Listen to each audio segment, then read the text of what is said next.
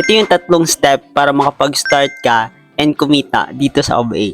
Hi, my name is Anthony, one of the digital business partner here in OBA. So ano nga ba ang OBA? Ang OBA, isa po siyang online business academy from the word itself, business, negosyo po siya at hindi po siya trabaho. Ang OBA, isa po siyang academy na nagtuturo po sa lahat sa gustong kumita gamit lang ang phone and internet nila. Kung usapang legitimacy, good news kasi 11 years na ang OBA. As long as meron kang gadget, it's either iPhone, Android, or laptop. Pangalawa, kailangan mo lang dito ng internet connection since this is purely online. And lastly, kailangan mong tinatawag namin na user ID. So ano ba yung user ID? Ito yung LTO or license code mo para magamit mo yung social media accounts mo to earn online. Kaya isa kang OFW, empleyado, student, or nasa bahay lang and naghahanap ka ng legit na side hustle dito sa online, mag-comment ka ng yes sa baba ng video na to and ituturo ko sa'yo kung paano.